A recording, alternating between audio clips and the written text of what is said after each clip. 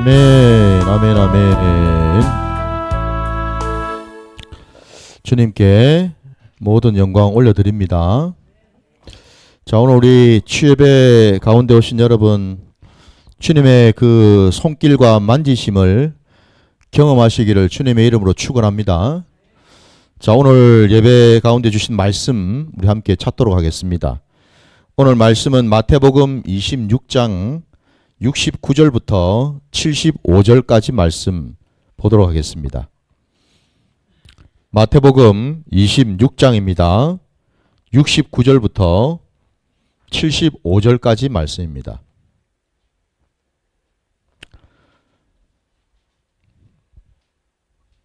다 찾으신 줄 알고 말씀 제가 봉독하도록 하겠습니다. 함께 봐주시기 바랍니다.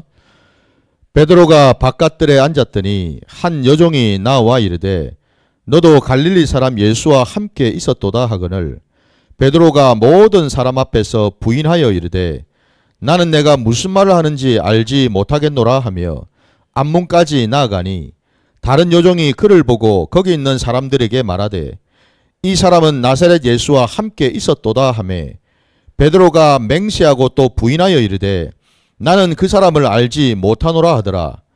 조금 후에 곁에 섰던 사람들이 나와 베드로에게 이르되 너도 진실로 그 도당이라 내 말소리가 너를 표명한다 하거늘 그가 저주하며 맹세하여 이르되 나는 그 사람을 알지 못하노라 하니 곧 닭이 울더라. 이에 베드로가 예수의 말씀에 닭 울기 전에 내가 3번 나를 부인하리라 하심이 생각나서 밖에 나가서 심히 통곡하니라. 아멘, 아멘. 자, 오늘 우리 주신 이 말씀을 가지고 참된 신앙의 자리라는 제목으로 말씀을 증거하고자 합니다. 오늘 베드로가 우리 함께 읽은 말씀처럼 예수님을 3번을 부인하는 내용을 우리가 봤어요. 근데 말씀을 같이 한번 다시 보시면은 이게 조금 더 실감나게 우리가 한번 좀 보기를 원하는데요. 70절에 보시면은 베드로가 모든 사람 앞에서 부인하여 이르되라고 되어 있습니다. 자, 그런데 72절을 또 보시게 되면은 베드로가 맹세하고 또 부인하여라고 되어 있습니다. 자, 그리고 이제 마지막으로 74절 말씀을 보면은 그가 저주하며 맹세하여 이르되라고 되어 있습니다. 처음에는 그냥 부인을 했어요. 나는 그 사람 모릅니다. 나는 예수라는 자가 누군지 모릅니다. 그냥 부인만 했어요. 그죠? 근데 또 재차 사람들이 너도 그와 함께한 자가 맞아 라고 얘기를 하니까 더 이제 이게 막 두렵잖아요. 겁이 나잖아요. 그러니까 이번에는 이제 두 번째는 어떻습니까? 맹세하여 부인하여라고 되어 있습니다. 무슨 소리 합니까? 나는 맹세했고 하나님 앞에 맹세했고 나는 예수를 모릅니다. 이러고 있는 거예요. 그죠? 예, 맹세를 했습니다. 맹세를 사람들 앞에서 내 이름 석자를 걸고 내가 맹세하는데 나는 예수란 자 보도 듣도만은 못했습니다. 자, 그랬더니 또 다른 사람이 아니야. 내가 진짜 내 눈에 내가 분명히 나 봤어 너. 너는 예수와 함께 따라다니는 자 맞아. 틀림없어. 이러니까 세 번째로 베드로가 이거는 지금 완전히 이제 외통수 걸렸어요. 지금 그죠? 깜빡하면 이거 진짜 예수님하고 같이 잡히게 생겼잖아요. 어떻게 하든지 피해야 될 거 아닙니까? 그죠? 도망을 쳐야 될 거 아니에요? 그러니까 결국 베드로 입에서 저주의 말이 나왔습니다. 예수? 뭐 거짓말은 제가 안 하겠습니다. 예. 여러분 짐작에 맡기겠습니다. 베드로가 어떻게 예수를 저주했는지 한번 여러분 놀랍지 않습니까? 명색이 예수님을 3년 동안 가장 가까이에서 따라다니면서 누구보다도 예수의 말씀을 들었고 예수의 기적의 그 모든 현장에 함께 있었고 그 역시도 또 예수님과 함께하면서 예수님부터 많은 능력을 받아가지고 자기가 직접 동네 들어가가지고 귀신도 쫓아내보고 병도 고쳐보고 별일을 다 했잖아요. 자기가. 이거는 누가 뭐래도 그죠? 이거는 절대 부인할 수 없는 건데 그리 하더라는 겁니다. 저주하면서까지. 베드로가 참 나쁜 놈일까? 정말 죽어 마땅한 자일까? 정말 베드로는 배은망덕한 자일까? 맞죠. 뭐 배은망덕뿐이겠습니까? 그죠? 근데 왜 제가 이 말씀을 강조를 하냐면 베드로뿐일까라는 겁니다. 베드로만 그럴까? 저도 그렇고 여러분은 어떻을까요? 뭐 우리는 아주 그냥 멋지게 우리 신앙 지키면서 믿음 지키면서 목에 칼이 들어와도 나는 예수를 부인하지 않겠다 하겠습니까? 놀라운 사실은 예수님도 우리 베드로도 그랬습니다. 예수님 잡히시기 전에 분명히 그랬죠. 내가 죽을지언정 저 사람들은 다 떠나갈지언정 나는 절대 주님 떠나지 않겠습니다. 주와 함께 죽겠습니다. 했던 자가 베드로 아닙니까? 딱 우리 같은 자입니다. 우리도 그렇습니다, 여러분. 근데 왜 그러면은 주님께서요, 말씀이 미리 하신 것처럼 닭 울기 전에 네가 나를 3번 부인하겠다라는 말씀을 이미 하셨잖아요. 그죠? 참 베드로가 오늘 말씀 끝자락에 보니까 주님이 하신 그 말씀이 생각이 나가지고 밖에 나가서 심히 통곡했다라고 되어 있습니다. 참 수치스럽고 부끄럽고 어떻게 할 바를 모르는 거죠. 그죠? 예. 적어도 양심이 있으면 이렇게 되겠죠. 당연히. 양심이 있다면은. 인두꺼부이라는 그 사람의 껍질을 쓰고 있다면은 당연히 이럴 수밖에 없겠죠. 놀라운 사실은 하나님께서는요, 베드로가 이렇게 3번씩이나 예수님을 부인하고 맹세하고 저주하는 자리까지 가도록 허용을 하셨다라는 사실입니다. 이게 놀라운 일입니다, 여러분. 하나님께서 이왕이면은 그죠, 베드로를 위해서, 베드로의 신앙과 믿음을 위해서 좀 마음을 단단하게 먹도록 좀 지켜주시면 참 좋을 것 같은데. 우리 다니엘 잘 알지 않습니까, 여러분? 다니엘은 여러분 그죠, 불구덩이에 들어가도 믿음을 지켰잖아요. 그죠? 적어도 다니엘 같은 그런 신앙이 우리에게 있으면 참 좋겠는데 왜 우리에게 이 베드로의 이런 모습, 이런 신앙을 우리에게 보여주실까라는 겁니다, 여러분. 근데 먼저 제가 말씀드릴 것은 여러분, 다니엘도 베드로도 여러분 같은 하나님의 자녀이지요. 하나님의 백성입니다. 예, 뭐 다니엘에 대해서 특별한 건 아닙니다, 여러분. 하나의 본을 보여주신 거지요. 근데 저는 오늘 이 본문 말씀을 보면서 하나님께서 그를 이 자리까지, 어찌 보면 이거 가장 밑바닥까지 지금 이게 떨어진 거 아닙니까? 그죠? 자기 신앙이 송두리째 지금 이게 다 그냥 이게 완전히 거들난 상황 아닙니까? 지금 저주했으니까 예수를. 그 자리까지 가도록 내버려 두신 하나님. 때로 하나님께서는 여러분 베드로뿐만 아니라 저와 여러분에게도 저 밑바닥까지 떨어지도록 내버려 두실 때가 있습니다. 왜 그럴까요? 그냥 저 떨어져 가지고 막 고생 직사지게 시키려고 막 수치와 부끄러움으로 그냥 몸소리 치면서 견디지 못하게 만드시려고 그러셨을까요? 아닙니다, 여러분. 하나님은 우리의 아버지십니다. 우리 아버지는요, 우리 예수님 말씀하잖아요. 우리에게 가장 좋은 것을 주기를 원하시는 분이십니다. 주님 그러지 않습니까? 세상의 악한 아비도 자식에게 가장 좋은 것을 주는데 하늘에 계신 너희 아버지가 믿는 자들에게, 믿는 너에게 가장 좋은 것을 주시지 않겠느냐. 분명히 말씀하셨거든요. 우리 아버지는 그런 분이셔요. 이 말씀이 진리 아닙니까? 그죠? 그럼 믿어야죠. 근데 왜 그러면 그 하나님께서는 베드로를 이 자리까지 가게 두셨을까? 다른 이유가 아니라 베드로의 믿음을, 베드로의 신앙을 새롭게 세우기 위해서죠. 여러분. 베드로가 3년 동안 예수님을 따르다 보니까 어떤 생각이 들었겠어요? 와, 내가 예수님의 수제자인데, 예수님을 가장 가까이에서 내가 모신 자인데, 그리고 나도 이제 예수님으로부터 말씀도 들었고 예수님 주신 그 능력도 내가 받았으니 아우 내가 냅네 하는 게 있었겠지요. 있었을 겁니다.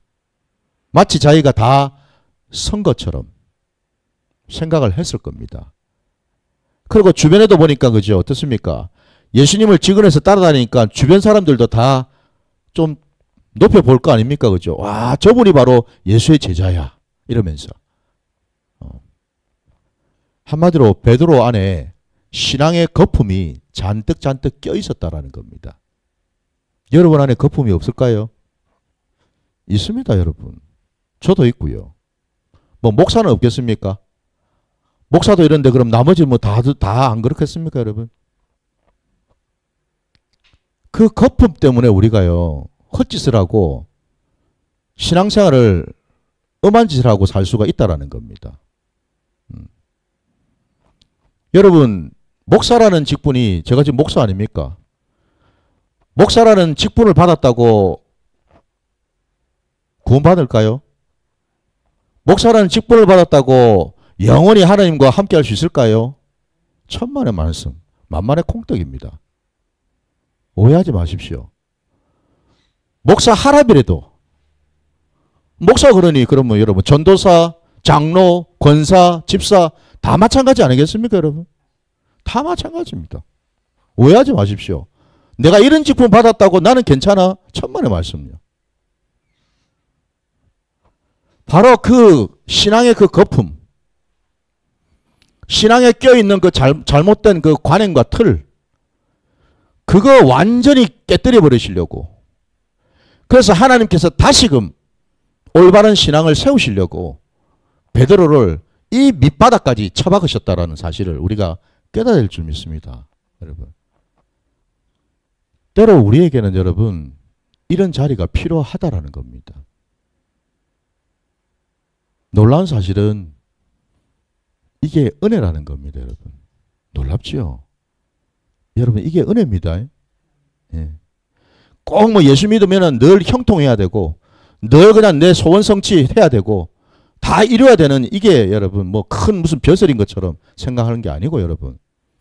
저 밑바닥까지 처박으시는 하나님, 그게 바로 은혜라는 겁니다, 여러분. 왜? 비로소 그 처박은 그 자리에서 내가 내 꼬라지를 알 수가 있거든요. 내 주제를 이제 알거든요. 그전에는 거품 껴가지고 몰라요. 내가 누군지를. 나는 그냥 괜찮은 줄 알아요, 여러분. 욥을 한번 보십시오, 여러분. 욥은 당대 의인이었습니다. 그는 신앙생활 잘했습니다. 많은 사람들한테도 인정받고 하나님도 직접 인정하실 정도였으니까. 근데 그가 사단으로부터, 그죠? 그 많은 시험을 받으면서 점점 그의 실체가 드러났죠. 신앙의 실체가. 그 입으로 하나님을 원망하게 되었고, 그죠? 예. 그 입으로 내가 차라리 안 태어났으면 좋았을 거라고 얘기를 하게 되었고, 도대체 하나님이 어디 계시냐라고 얘기를 하게 되지 않았습니까? 그죠?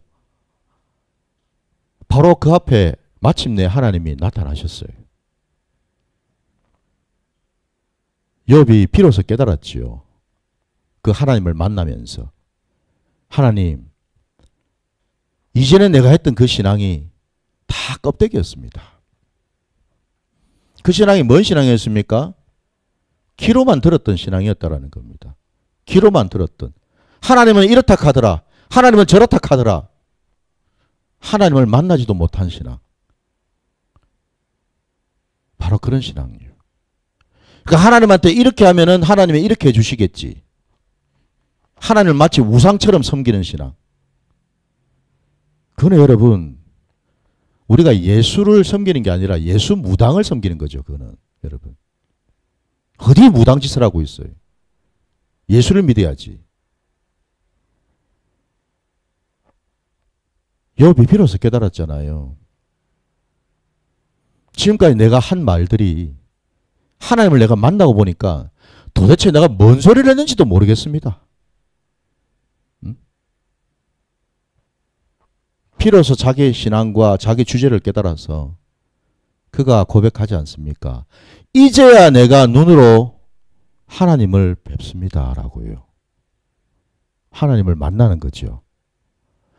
저 밑에 처박히는 그 자리에서 비로소 뭐예요? 하나님을 만나더라 이 말입니다. 여러분. 비로소. 그러니 은혜 아닙니까 여러분? 그러니 은혜지요. 여러분. 아무리 이 땅에서 호의호식하고 형통하게 산들 뭐합니까? 하나님을 만나지도 못하는데. 저 밑에 처박히니까 거기서 하나님을 만났는데 그 은혜지요. 그렇게 오매불망 만나고 싶은 하나님을 만났는데 은혜지요. 비로소 거기가 욥이 말입니다. 그 자리에서 회개를 하지 않았습니까? 이처럼 여러분 베드로 역시도 마찬가지라는 거예요. 이렇게 처박혀서 수치스럽고 부끄럽고 몸둘 바를 모르는 그 자리까지 처박혀 보니까 비로소 하나님의 은혜가 깨달아지거든요. 누가복음 여러분 24장으로 한번 가보시기 바랍니다.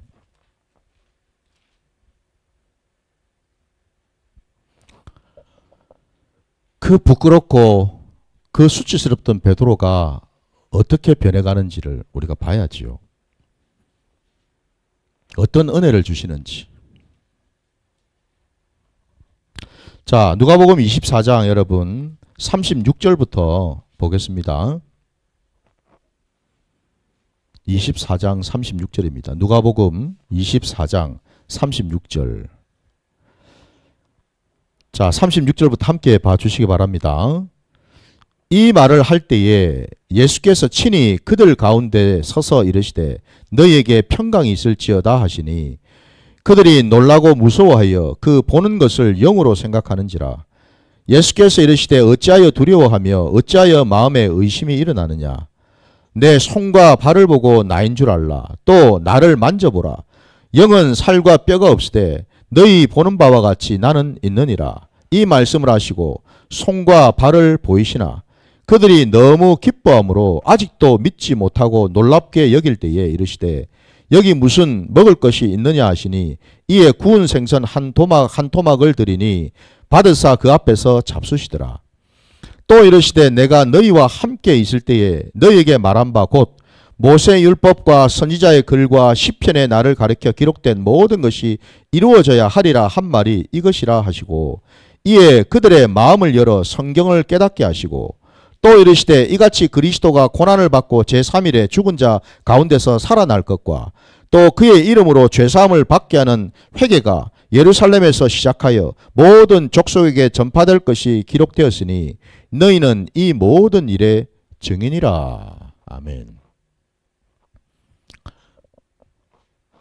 저 밑바닥까지 내려갔던 그 베드로 앞에 주님이 부활하신 주님이 찾아오셨습니다. 베드로를 만나셨어요.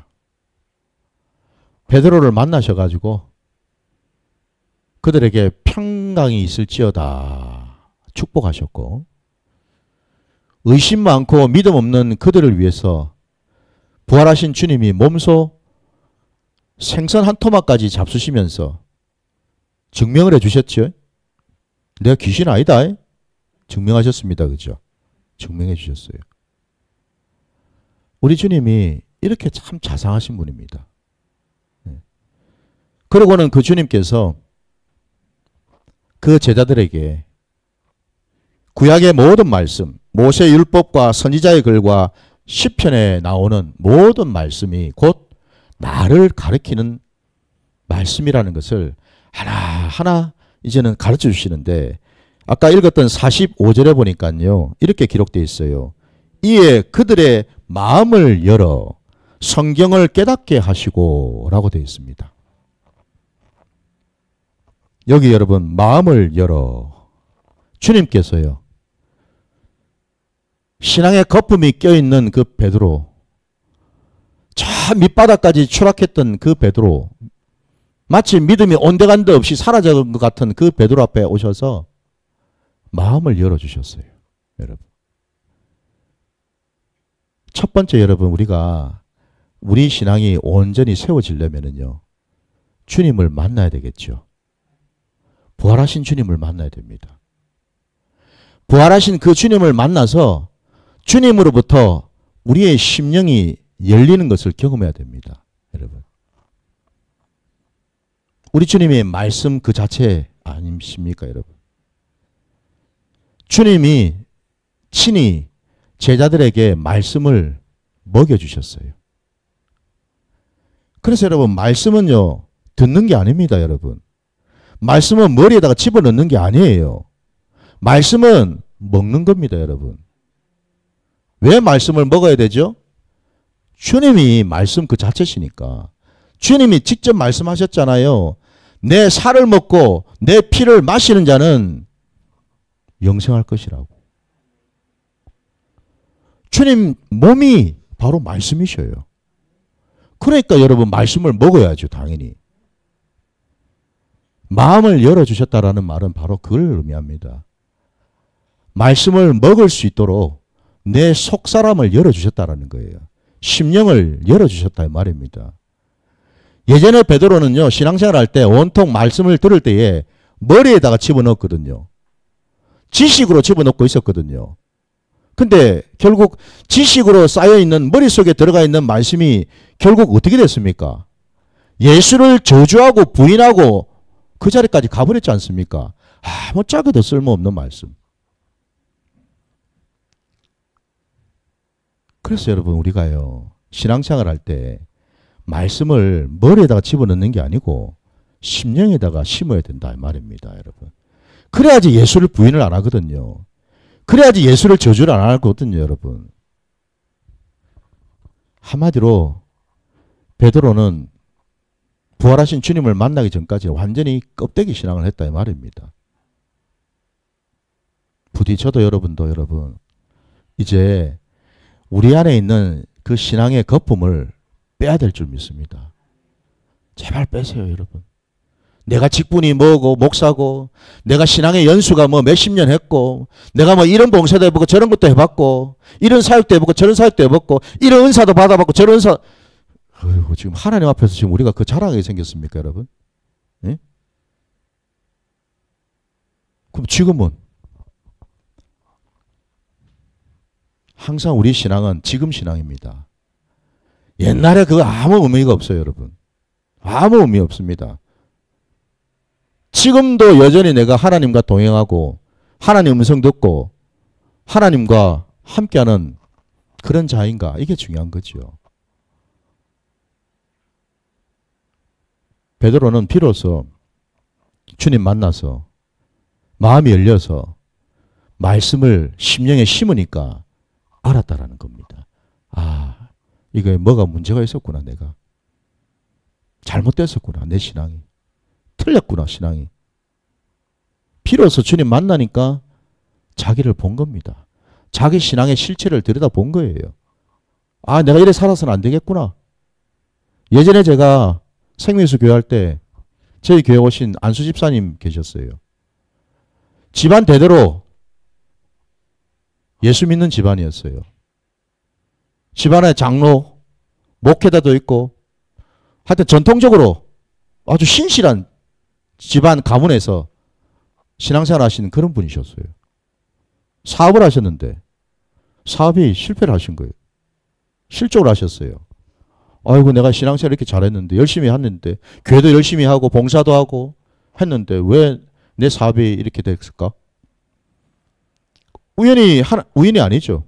하나님께서 인도하셔서 생판 모르는 분이 우리 교회를 오셔갖고 같이 예배를 드리면서 하나님께서 그분의 마음을 만져주셨어요. 그분이 예배를 드리고 나서 고백을 했어요.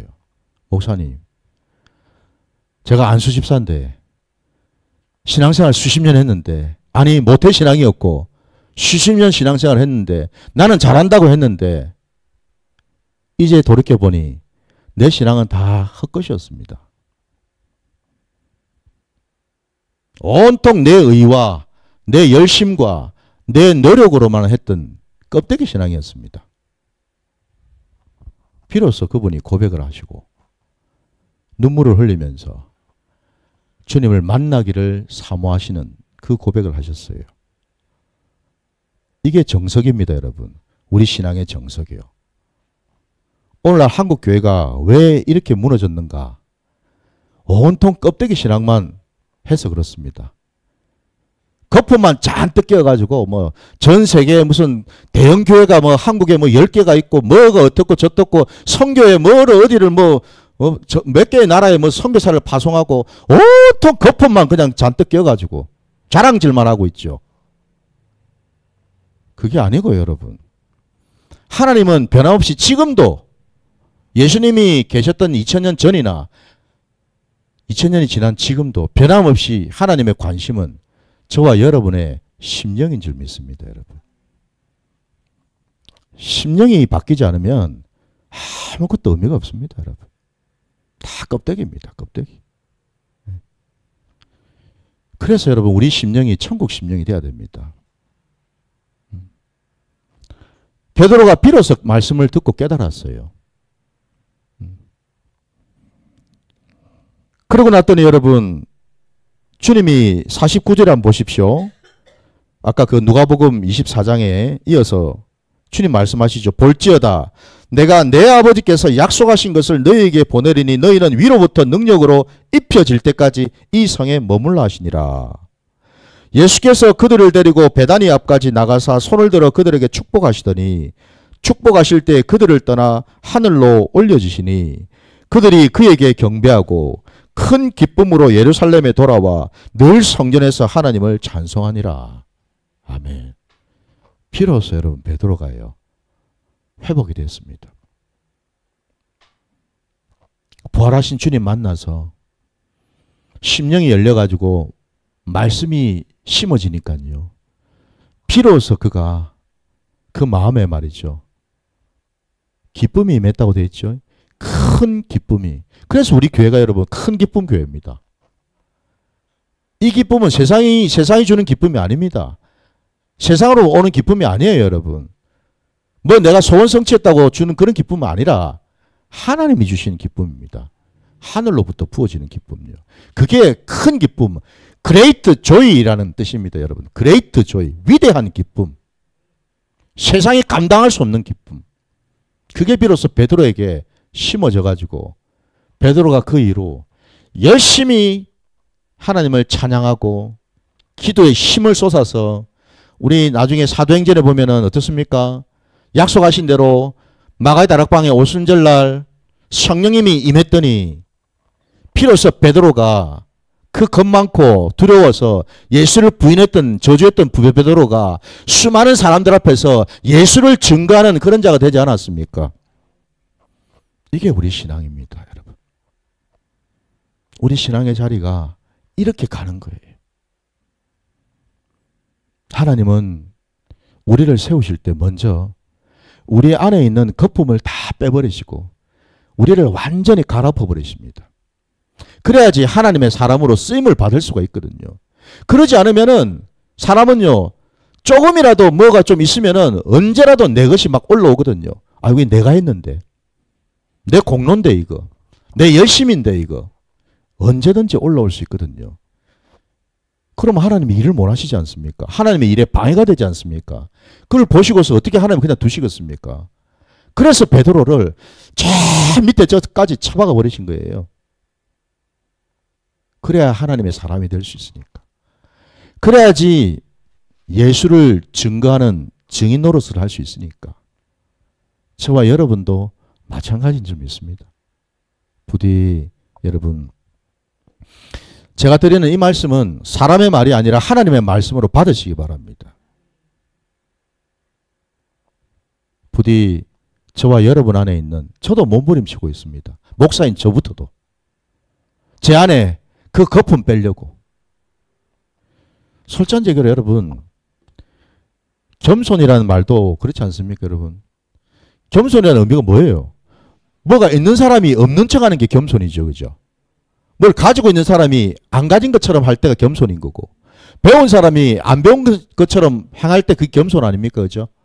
근데 솔직히 우리 냉정하게 얘기하자면 우리가 뭘 가진 게 있고 뭘 배운 게 있나요? 한마디로 뭘 겸손할 게 있습니까? 겸손할 끈덕지도 없는 사람들 아닙니까, 우리는? 다 하나님이 주신 건데 내게 뭐가 있다고? 여러분 생각해 보세요. 당장에 여러분 우리 생명부터도 하나님 주신 건데 더 우리가 뭘 얘기할 게 있을까요? 내 생명 없으면 모든 게 끝인데 여러분. 내가 쥐고 있는 거 가지고 있는 거 그게 뭔 의미가 있습니까? 내 생명이 없으면은.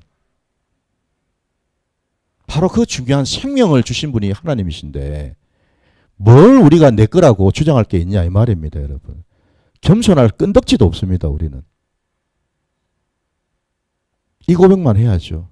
하나님, 나는 참 무익한 종입니다. 하나님 앞에 아무짝에도 쓸모없는 종입니다. 그런 저를 긍휼히 여기셔서 사람들 앞에 세워서 저 같은 자도 하나님 은혜로 이렇게 변했다라는 것을 보여주시려고, 그래서 하나님 저를 통해서 영광 받으시려고 저를 이렇게 세운 줄 믿습니다. 이 고백만 하시기 바랍니다, 여러분. 이게 우리 신앙입니다. 자, 그래서 여러분 참된 신앙의 자리는요, 때로는 우리가 자 베드로처럼 밑바닥까지 내려가서 나를 보는 신앙, 그리고 그 자리에는 이제는 나는 없고 하나님의 은혜만 보이는 신앙, 바로 그 자리로 가시기를 주님의 이름으로 축원합니다. 자, 이 시간에 우리 함께 찬양